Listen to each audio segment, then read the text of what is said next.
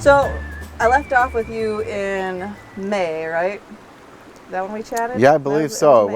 wasn't long after we had submitted our final recommendations. Okay, so it's been a couple months since then. You submitted the recommendations to the DNR, and then, as I know, the DNR then writes up it all into their report form, and then they submit that to the NRC. Yep. The DNR then took our recommendations and they crafted a wildlife order, and then they submitted that to the commission for their consideration. Okay. Wildlife order. That was what I was trying to think of, the actual technical term for that. Okay.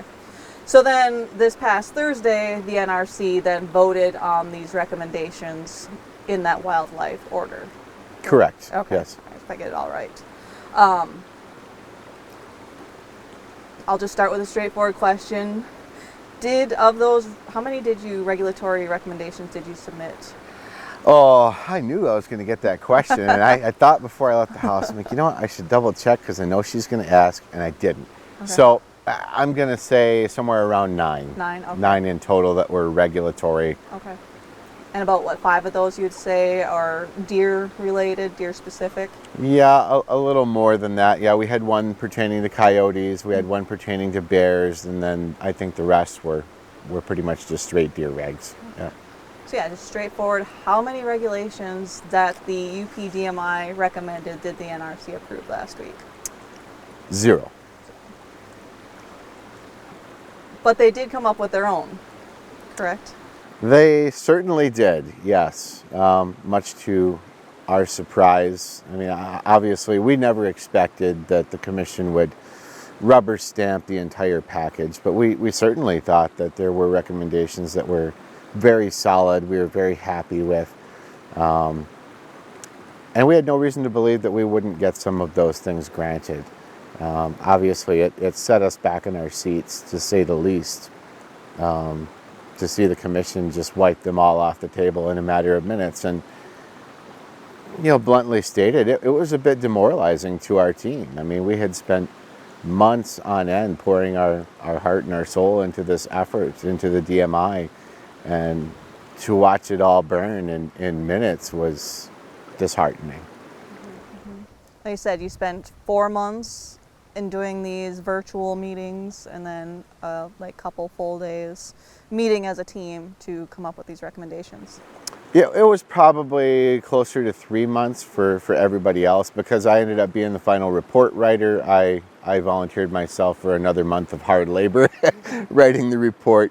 So for me and Justin Tomei from MUCC, he did the minority report. We had the additional month of legwork. What's the minority report? So the minority report is basically, or was supposed to be, a collection of ideas that were largely favorable to our group, but just didn't make the final cut in the end. Things that we felt might be worthy of further consideration down the road in the future.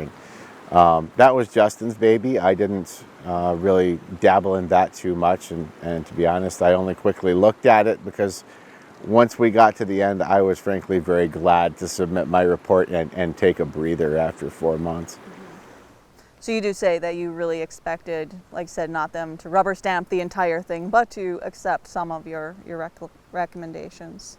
Yeah, we really thought that we were onto some good things there, and we had a great diverse group of people at the table, and there were some good compromises that were reached that I commented in our first session that everyone was a bit concerned and maybe alarmed by how fast everything moved and how compressed our time frame was. And I think looking back, we all still would probably share that sentiment that we wish we had a little more time during the in-person session to really put some detail and some polish and produce what we would call a final product. But we got close. We got in the ballpark, and we really felt good about what we were bringing to the table as a whole. Now, the recommendations that the UPDMI made, now were those geared more towards quantity or quality, I guess, of the deer herd? So our approach to it, and granted everybody has their own opinion or their own management bias based on their experiences, and let's be honest, the UP is such a diverse place. I think that there are different issues geographically. But in recognizing that, I think the approach that we took the entire time wasn't necessarily a quantity or a quality issue. It was, what is biologically appropriate? What is the best thing that we can possibly do for the future of the resource? We felt it was imperative to place the benefit and the good of the resource above that of the hunter. If you do it the other way, sooner or later there is no hunter. The resource has to come first. So we were heavily oriented, and you know, we talked at length with the department in the beginning. Everything that we did, everything that crossed the finish line had to be, number one, grounded in sound scientific evidence, and two, defensible with data. That was our admonishment from the beginning. That's your mandate. Whatever comes out of this has to fall within these parameters. And I think that we did a good job of that. I felt like everybody was pretty open-minded, and we put the biology to the forefront and kind of set our opinions to the side. Today's Discover the UP podcast is brought to you by Hardcore Outfitters of Iron Mountain. Hardcore Outfitters strives to promote and instill an enjoyment of the outdoors for all ages and individuals. Whether you're already an avid outdoors person who enjoys the thrill of the hunt, or newly learning the art of archery, sharpen your skills at their indoor archery range and check out their line of products from Matthews, Hoyt, Bear, Raven, Centerpoint, 10-Point, and Wicked Ridge. If being on the water drives your passion and has you hooked, they have an impressive selection of year-round fishing gear, plus a full-service bait shop and the largest selection for fly fishing the UP. Go to Hardcore Outfitters in Iron Mountain, tell them I sent you, and discover what outdoor hobby or adventure awaits you.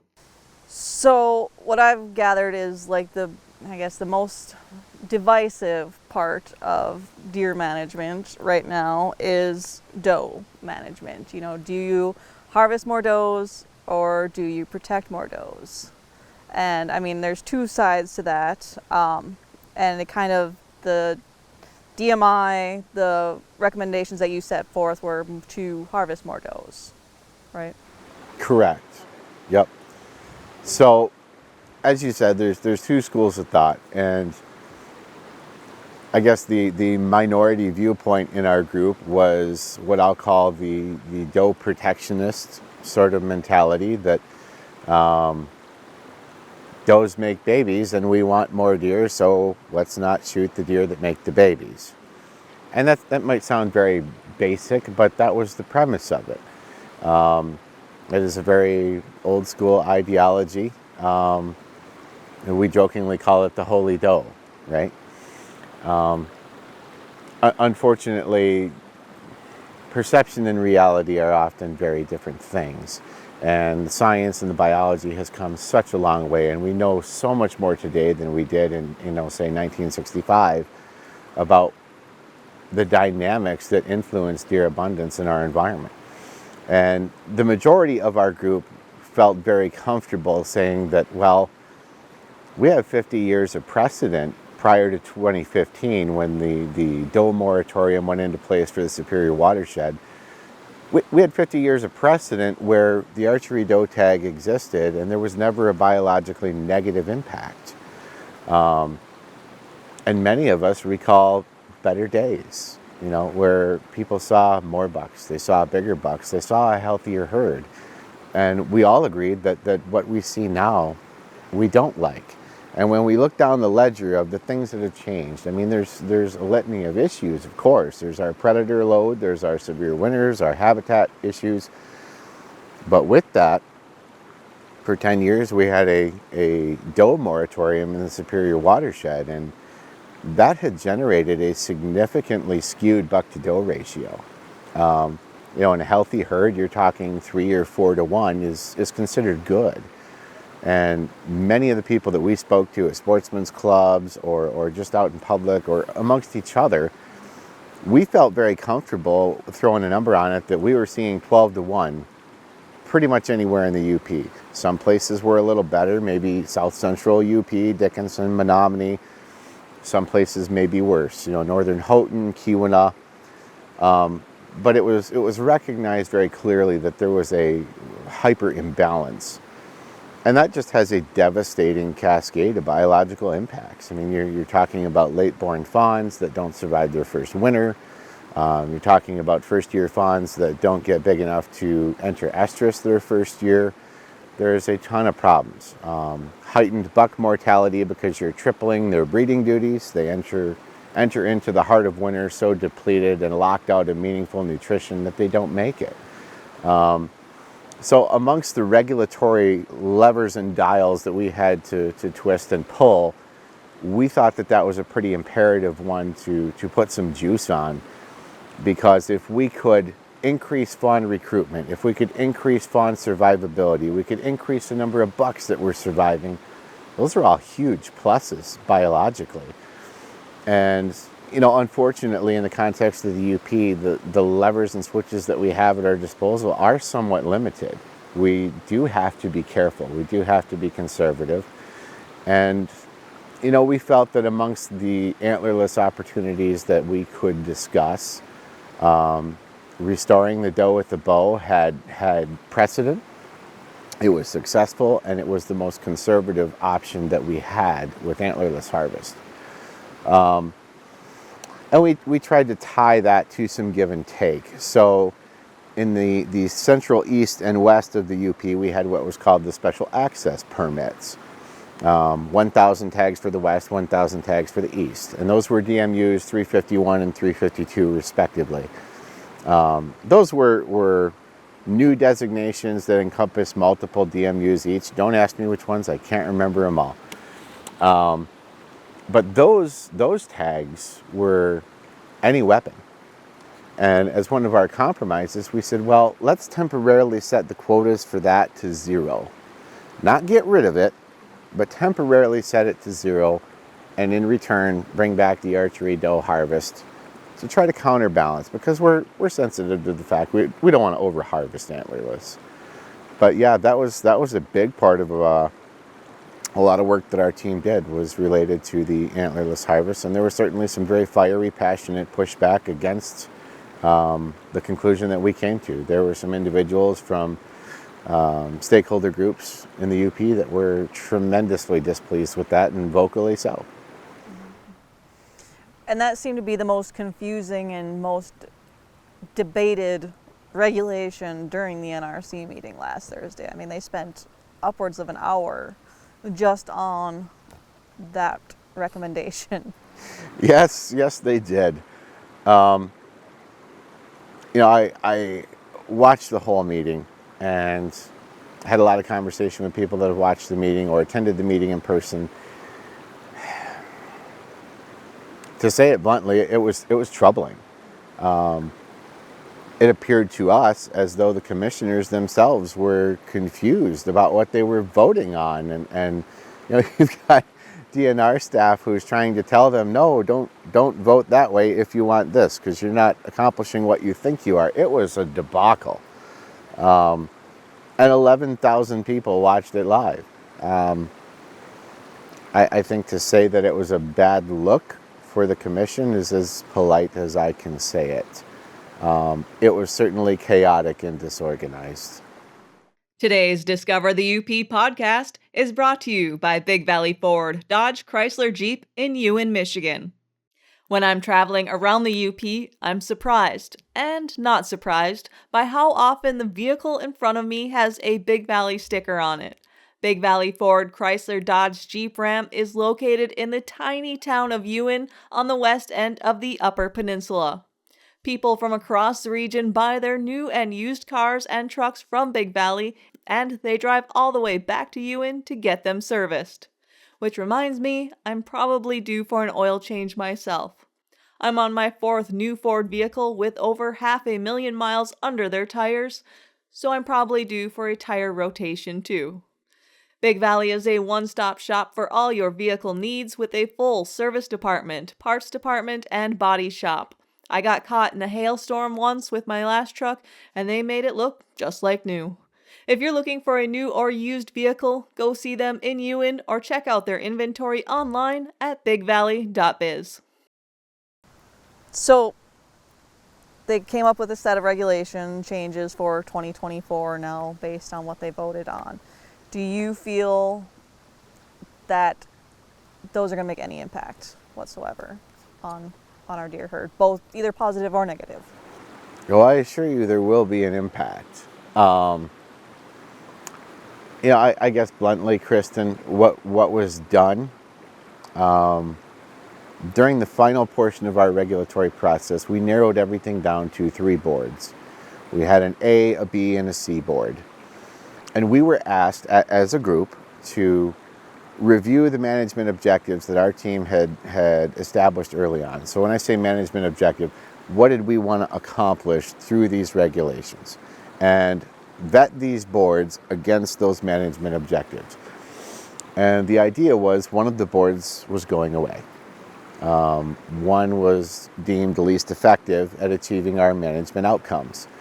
And our team voted by majority that B board was least effective. Ultimately, that left us with A and C, and we did a line item vote on each board, so you got real time to see percentages of support for each individual recommendation.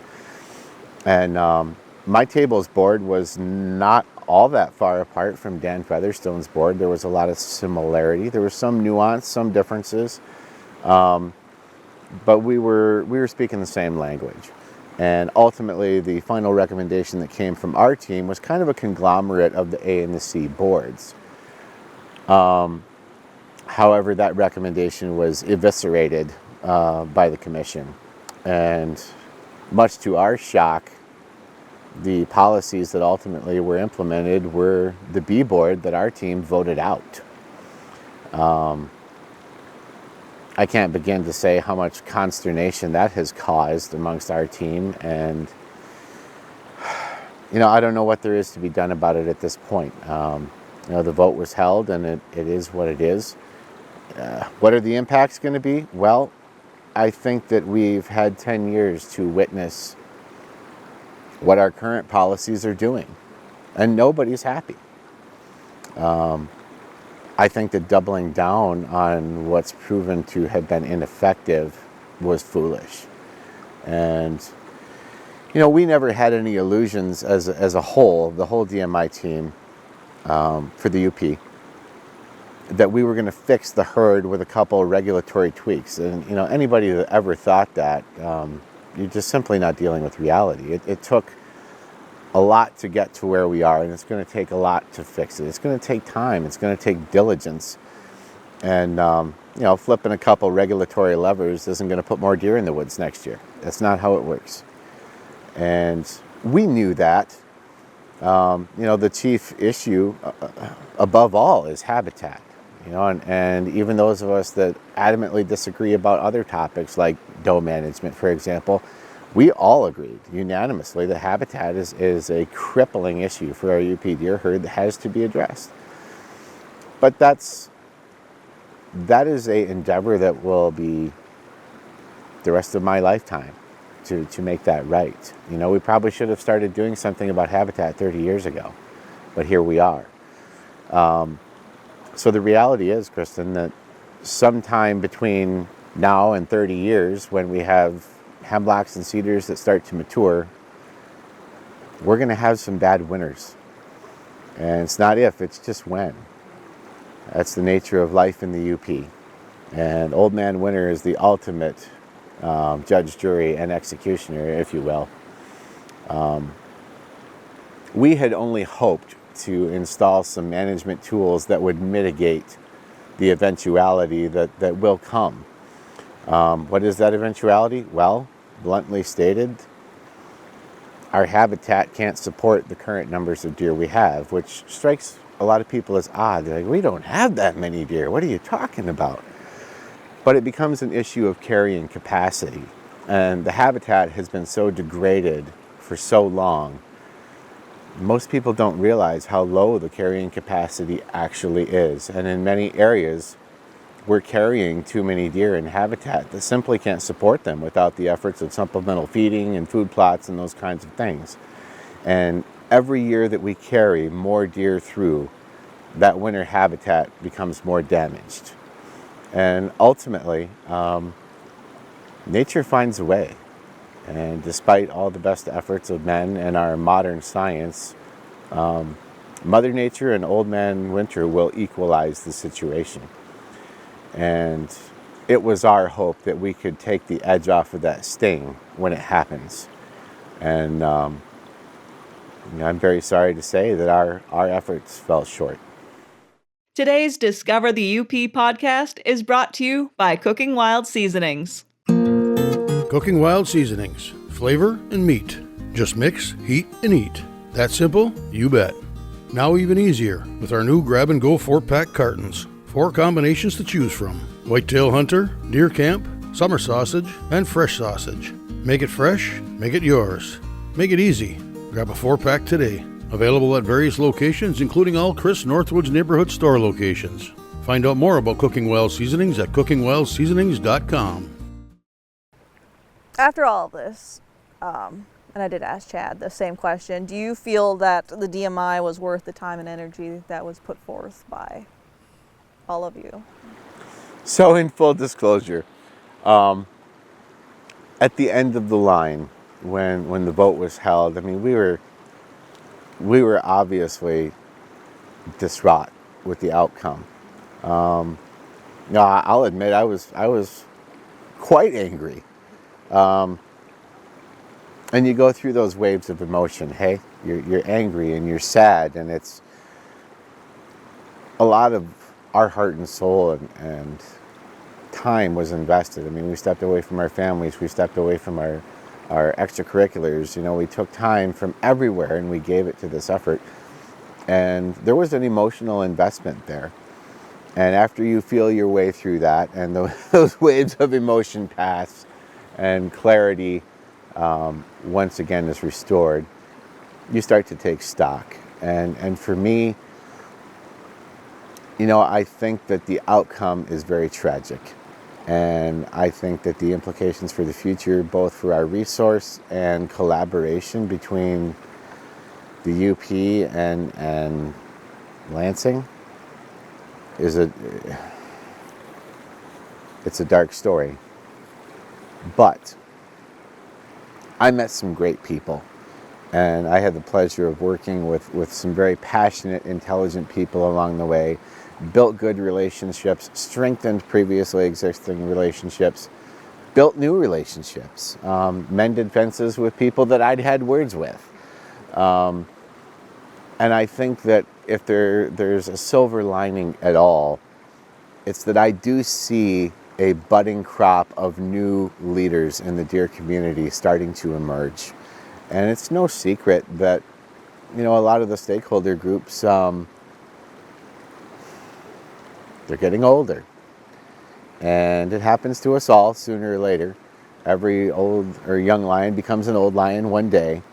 And there's quite an age gap there in some cases. And I'm just really happy to see that there are people that will come after picking up the torch, that are passionate, that are intelligent, that are engaged.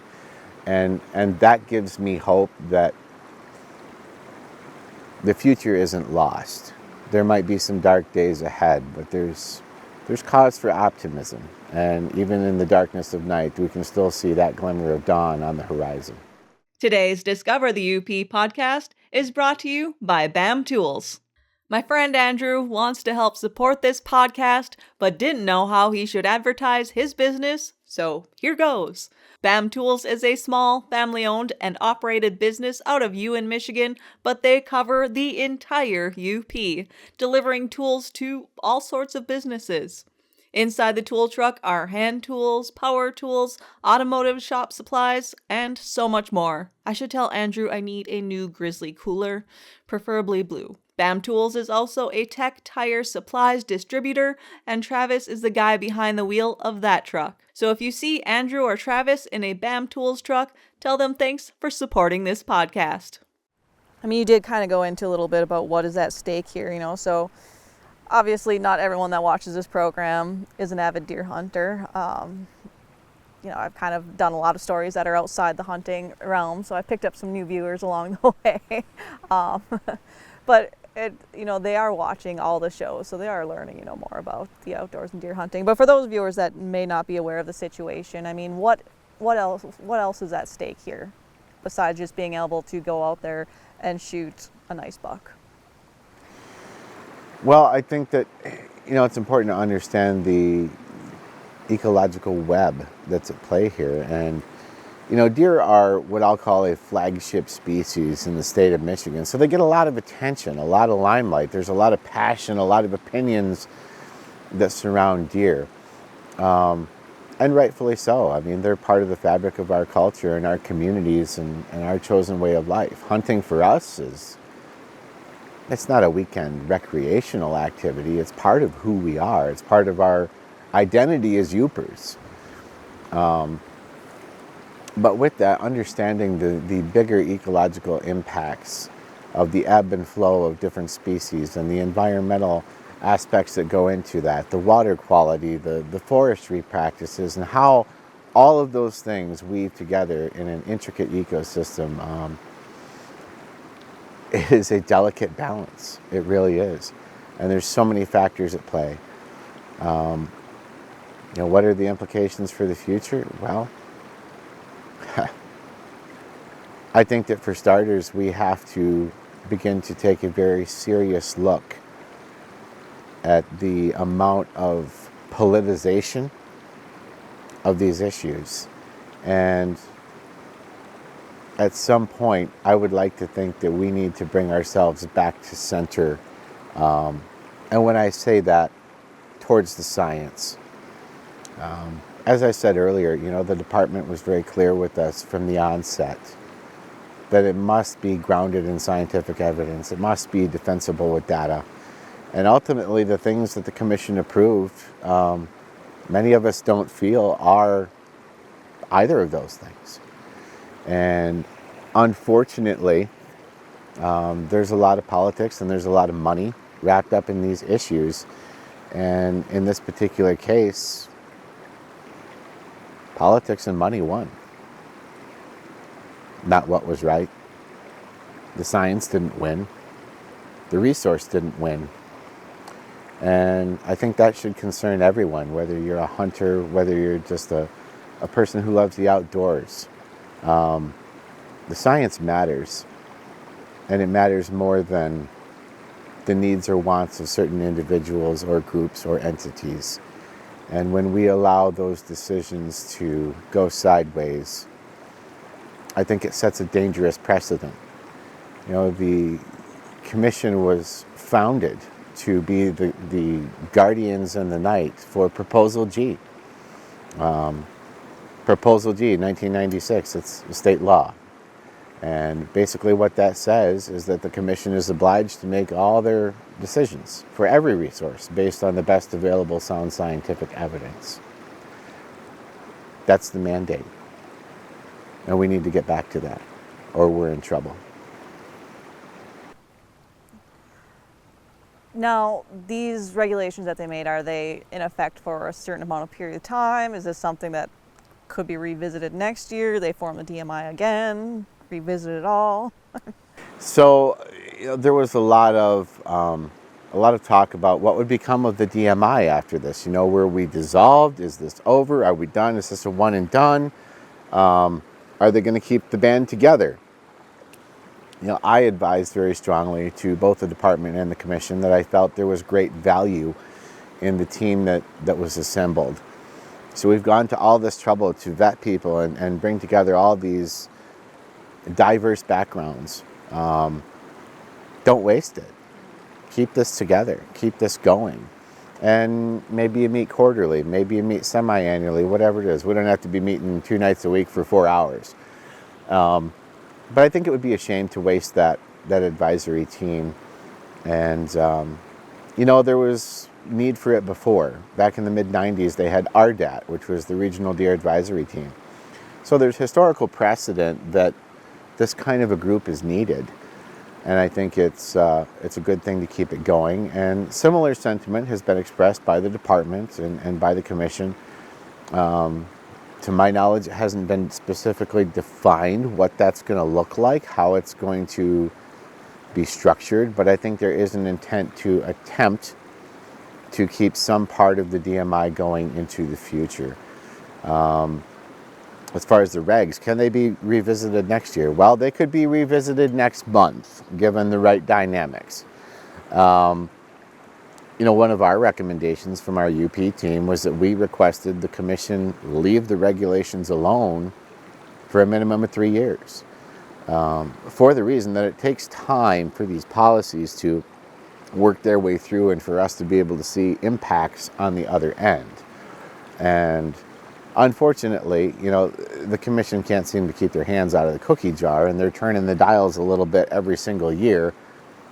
Well, then what were your impacts? What did this affect it? Did that affect it? I don't know. Let's turn some more dials.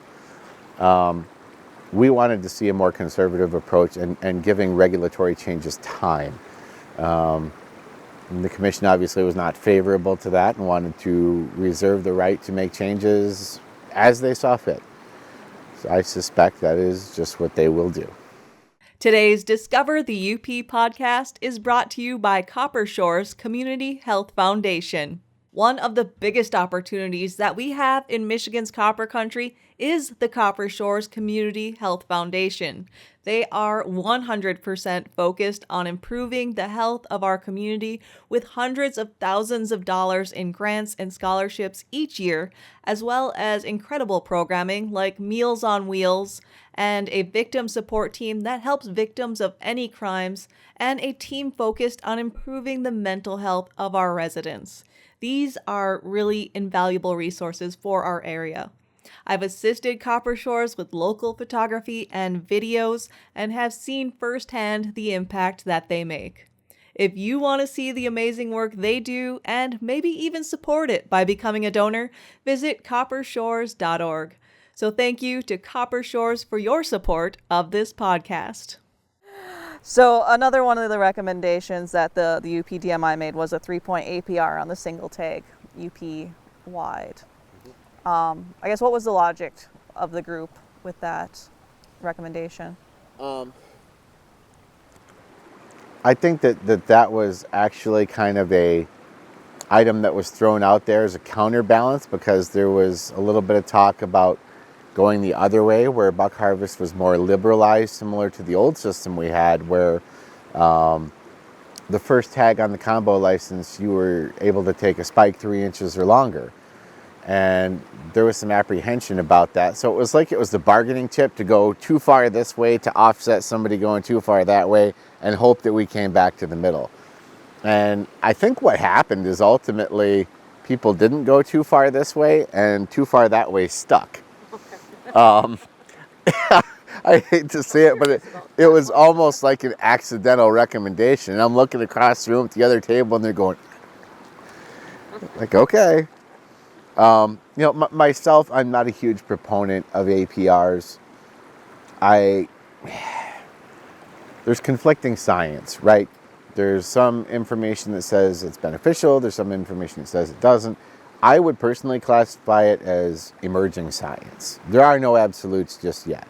My personal position, I think we have an extremely restrictive license structure as it is. And to restrict it more becomes very frustrating for hunters, because then it's, well, I'm going to spend all this time in the woods. I want some venison for it, right? That's logical. I mean, most of UP hunters are not per se trophy hunters. We want to have venison spaghetti, and we want to have venison jerky, and whatever else. That's what we do. So I'm always leery when a move is made to decrease opportunity. But ultimately, of course, the commission shot it down anyway. So it went nowhere. And the traditional combo structure, I guess you'd call it hunter's choice, is still in play. So it will be 3 points on a side and 4 points on a side for the combo. And then if you buy the single tag, you can take a 3-inch spike or larger. Okay. Yeah, I wasn't sure if maybe there was some sort of thought process, like you said, about balancing the herd and therefore making it a little harder to shoot a buck and trying to balance the herd. There was a lot of discussion initially about going to a 1 buck tag system, and I was admittedly a huge supporter of that idea. I think that simultaneously, while we have too many does, we have too few bucks also. And I think if we could take a few doe and preserve a few bucks at the same time, that would be really helpful. But I'm at the mercy of the process, just like anybody else, and ultimately the single buck tag did not cross the finish line. I was really surprised because anywhere I go around the UP, I've heard a lot of support for that. But the dynamics of our team, it didn't pass. So that never even got to the finish line. Yeah, I mean, if I personally had my choice between a doe and a spike horn, I'm going to take the doe because I am just a meat hunter. So they taste the same. Right. And it's not like I'm going to hang a spike horn on my wall. So. Well, and that was one of our issues as well with the commission, is that they were not understanding how our regulations work together. They wanted to pick everything apart and look at each individual recommendation, and we kept having to explain, well, I did. That's not how we created it. So we created a package, and all of these individual pieces work together in concert to achieve a desired outcome. And when you start pulling pieces out of it, as I explained it to one commissioner, I said, it's like playing Jenga. I said, you've got all these pieces that are stacked up and they make this tower, this individual structure. I said, every time you slide a block out of there, you're destabilizing the structure. I said, sooner or later you pull the wrong one and crash. And for an example, our team agreed that the APR proposal on the single tag was acceptable if doe with a bow was reinstated, because that's still allowing for hunter opportunity. It's still allowing UP families to put meat on the table. And that was important to us. We were very sensitive to that. So it's not one or the other, it's both. And the commission really struggled to be able to grasp that. And, we were all concerned about that from the beginning. And when we submitted our final reports, I made the request to the department and the commission both that the final report writers from both the LP and the UP teams be permitted to attend the DMI workday that was held in person and participate with the commission and with the department to offer any clarity or any explanation. We felt that would be very appropriate. We didn't want any miscommunication. We didn't want a middleman. And, to some extent, we simply wanted to be there at the finish line after all of our work. And, the commission chose not to do that. And there was resulting confusion. And I really wish that they had listened to us. But it is what it is. So, almost what should have been done is, instead of taking them like line item by line item, it should have been, this is a package. You vote yay or nay on this package as a whole.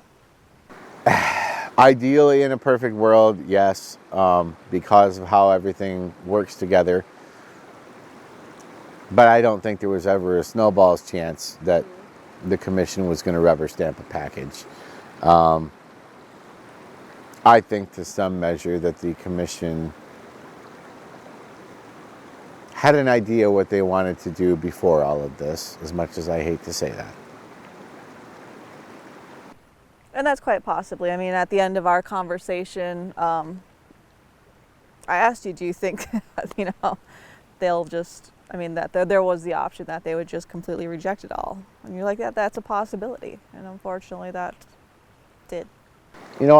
I certainly, I and others, have a lot of concern for the future as far as our natural resources management, because, I'll share with you, at the in-person session down in Marquette during the non-regulatory day, we spent an exorbitant amount of time, I'd say a couple hours, talking at length with the department, and Chairman Tom Baird was on hand, Commissioner Dave Anthony was on hand, and the topic was trust. We were asked to identify shortfalls and deficits for managing the resource in the UP, and one of the topics that came up was trust. There's a long and storied history of what I'll call a broken relationship between the UP and the DNR and the NRC. There's a lot of water that's gone under the bridge over the years. A lot of passion and a lot of anger at times over things like the wolf. The coyote proposal that passed earlier this spring. And now on the cusp of those issues, we have a big strikeout for the UPDMI, and seeming disregard for our wishes and our experiences, our expertise. And I think that has severely damaged a lot of people's ability to want to continue doing these things. You know, there's people that I served with on the UPDMI that they'll never do this again. I don't blame them. There's a lot of people I've talked to at sportsmen's clubs. You know, they reach out to me and say, Jordan, you know, what happened? What happened? I thought, and I have to tell them, I don't know. I can't offer you an explanation. I don't know what happened. You know, I have to come back to the people of our peninsula with nothing. That's hard to do. That's really hard to do. You know, I ask people to trust this process, to put faith in us, and that we were advocating for the UP and we were going to get something done, and we didn't. Through no fault of our own, you know, our team worked their butts off, every one of them. But in the end, we came home with a 0. And, you know, I talked to some DNR staff and I said, you know, the thing that concerns me the most going into the future is that you've lost the trust and you've lost the good faith of the UP with this. So because there's a lot of people that won't make a distinction between the NRC and the DNR. You're just people who wear green. You're all the same. And I said, when you lose the trust and the cooperation of the people, you lose the ability to manage the resource. And then what? I sincerely hope that there's a way back from this, because without collaboration and without trust and without those relationships, the future is bleak.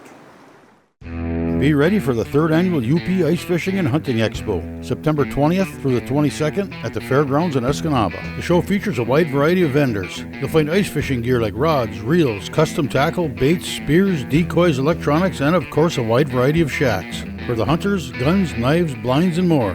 Contact the Daily Press in Escanaba if you would like to be involved in this great event. It's the 3rd annual UP Ice Fishing and Hunting Expo, September 20th through the 22nd at the Fairgrounds in Escanaba. Is there anything else you'd like to throw out there? You know, I suppose if I could offer any parting sentiment, it would be this. Right now, it's really easy to be angry, to be apathetic, to say, well, what did we expect out of this? It's the DNR, it's the NRC. It's easy to disengage and walk away now in the wake of what's happened. It's a heavy blow. And I think that many people across the UP were, for the first time in many years, hopeful for positive change, and it didn't come. And that creates such a deflation, if you will. But this isn't the end. It's an unfortunate setback. It's a major letdown. As I said, you know, I've had to go through my grieving process, more or less, my anger, my sadness.